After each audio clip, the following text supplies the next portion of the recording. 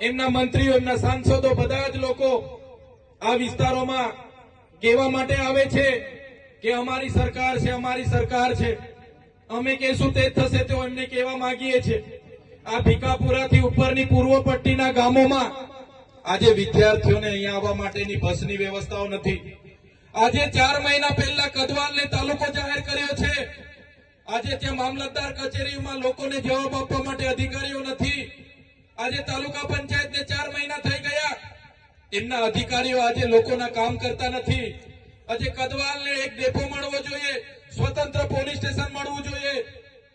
કદવાલના લોકોને એ મનરેગાની શાખા હોય, એ ચાહે સિંચાઈની શાખા હોય, માર્ગ અને મકાન વિભાગની શાખા હોય, તમામ પ્રકારની વ્યવસ્થા સરકારે કરવી જોઈએ. પણ 4 મહિનાથી કદવાલને તાલુકો જાહેર કર્યો છે, છતાં આજે પણ એક પણ કચેરી ચાલુ કરવામાં નથી આવી. અને ચાલુ કરવામાં આવી છે ત્યાં અધિકારીઓ આ આદિવાસીઓને જવાબ નથી આપતા.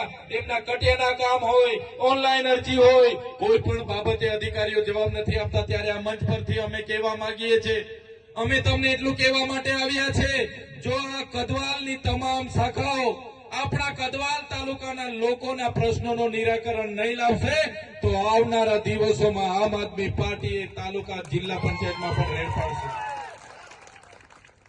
કેમ કે આપણે ક્યાર સુધી એમને કહેવાનું કે ભાઈ અમારું કામ કરો, ક્યાર સુધી ભાઈ બાપા કરતા રહેવાનું છે, ક્યાં સુધી લાઈનો પર રહેવાનું છે.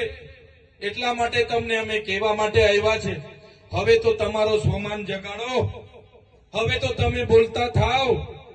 આજે તમે જોતા હશો, અમે હોય કે અમારા મંચ પર બેઠેલા તમામ આગેવાનો, વિડીયો તમારા મોબાઈલમાં પણ આવતા હશે.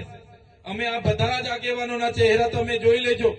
અમે હર હંમેશ લોકોના અવાજ બનતા છે, લોકોના પ્રશ્નોની રજૂઆત કરીએ છીએ. અને એક બાજુ ભાજપના નેતાઓ તમે જોજો, એ એમનું કામ કરતા હશે, એમના બંગલાઓ બનાવતા હશે, એમની મોટી મોટી ગાડીઓ લાવવા માટે પૈસા ભેગા કરતા હશે, કોન્ટ્રાક્ટના કામો કરતા હશે, માટી ખોદતા હશે, પુલ ખાઈ જતા હશે, રોડ ખાઈ જતા હશે. થાય છે કે નથી થતું? આજે નલ સે જલની યોજનામાં એક એક ગામમાં 70-80 લાખ રૂપિયાનો આ લોકોએ ખર્ચો કર્યો. નલ સે જલમાંથી પાણી આવે છે ભાઈ, બેનું પાણી આવે છે નળમાંથી. આ ભાજપના લોકો એમાં કોન્ટ્રાક્ટર હતા, એમણે પાઇપો તો દાટી દીધી, પણ પાણી ક્યાંથી લાવવાનું, નળમાંથી પાણી ક્યાંથી આવશે એની કોઈ આયોજન કર્યું નથી. અને નલ સે જલમાં જો કૌભાંડ કર્યું હોય તો એ ભારતીય જનતા પાર્ટીના ચૂંટાયેલા નેતાઓના લીધે આજે આ વિસ્તારમાં કૌભાંડ થયું છે.